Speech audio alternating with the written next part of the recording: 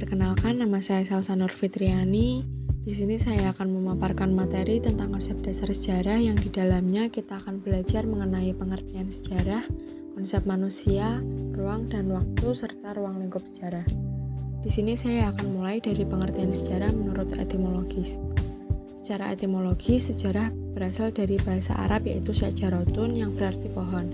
Bentuk pohon ini kemudian dihubungkan dengan skema silsilah keluarga. Perhatikan jika kita balik skema tersebut maka bentuknya akan menyerupai sebuah pohon.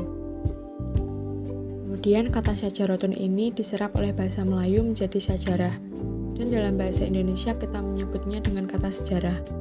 Dalam bahasa Inggris sejarah disebut history.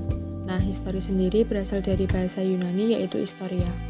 Historia sendiri memiliki arti informasi atau pencarian. Berikutnya kita akan lihat dari pengertian sejarah menurut para ahli. Yang pertama dari Sartono Kartodirjo, menurutnya sejarah adalah gambaran mengenai masa lalu manusia dan sekitarnya sebagai makhluk sosial yang disusun secara ilmiah dan lengkap. Dan selanjutnya pengertian dari Ibnu Khaldun. Menurutnya sejarah adalah catatan tentang manusia dan peradabannya dengan seluruh proses perubahan secara nyata dengan segala sebab dan akibatnya. Sedangkan menurut Kamus Besar Bahasa Indonesia, kata sejarah adalah kejadian atau peristiwa yang benar-benar terjadi pada masa lampau. Nah, dapat disimpulkan bahwa sejarah adalah ilmu pengetahuan yang mempelajari berbagai peristiwa atau kejadian penting yang terjadi dalam kehidupan di masa lalu. Selanjutnya mengenai konsep manusia, ruang, dan waktu dalam sejarah. Dari pemaparan tadi, apabila diperhatikan terdapat 3 unsur penting dalam sejarah yang diantaranya adalah manusia. Manusia adalah pelaku dari semua kejadian peristiwa sejarah. Kemudian ruang maksudnya adalah peristiwa dari masa lalu selalu berlangsung dalam batasan ruang atau tempat tertentu. Unsur ruang yang menjadi tempat peristiwa akan memberikan gambaran jelas bagi kita bahwa peristiwa itu memang nyata.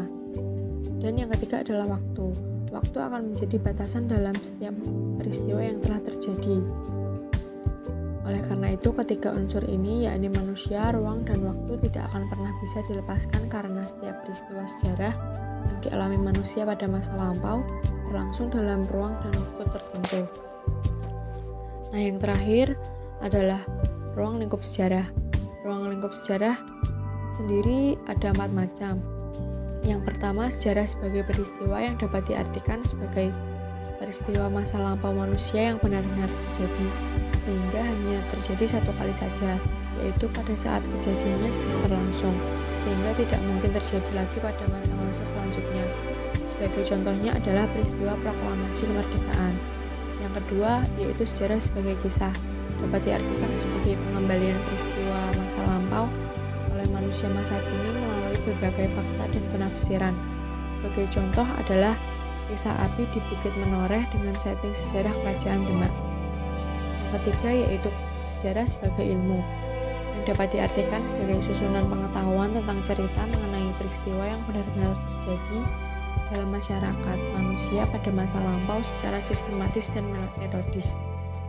Sebagai contoh yaitu peradaban Mesir kuno yang dapat membangun piramida. Dan yang terakhir adalah sejarah sebagai seni, yaitu kebiasaan pada masyarakat tertentu di waktu tertentu, yang hingga kini masih dilestarikan sebagai pertunjukan dalam masyarakat itu. Sebagai contohnya adalah wayang kulit dan candi-candi yang terdapat pahatan-pahatan unik. Sekian pemaparan materi yang dapat saya sampaikan. Mohon maaf apabila terdapat kesalahan dalam penyampaian materi atau perkataan saya. Terima kasih, sampai jumpa.